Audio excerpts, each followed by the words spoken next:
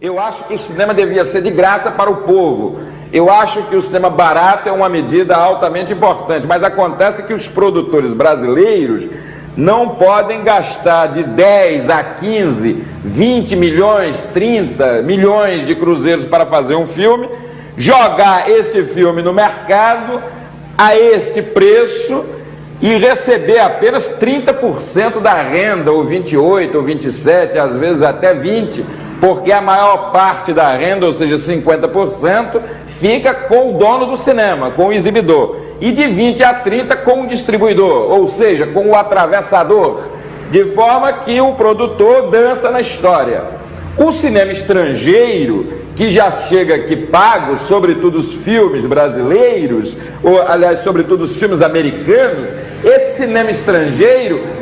quer o baixo preço, porque o que ele busca, na verdade, é a penetração cultural, é o domínio ideológico do mercado intelectual do público brasileiro. Mas esse problema de colonização cultural é um problema complexo do Brasil, porque inclusive a vanguarda da intelectualidade brasileira é colonizada pela ideologia norte-americana, de forma que o problema de cinema é um problema trágico, porque os empresários não compreendem o problema industrial, os intelectuais são colonizados, o governo encara o cinema com desconfiança. Enquanto isso, o Brasil, entrando no ano 2000, está com a sua indústria cinematográfica reduzida a zero. A situação atual é o seguinte: um mar de porno chanchada invade as nossas telas. O movimento do cinema novo, que era um movimento internacionalmente importante nos anos 60 e que criou o cinema brasileiro, esse movimento de cinema novo foi destruído por várias correntes que mais tarde eu explicarei aqui,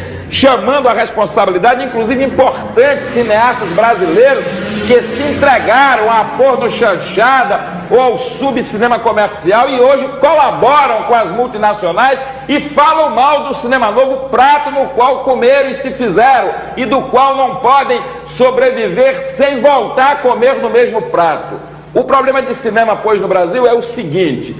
industrialmente, do ponto de vista da indústria privada, está falido, depende do Estado. Um cinema estatal depende de uma economia política dirigida ao desenvolvimento cultural. Do contrário, os verdadeiros autores cinematográficos devem sair do Brasil.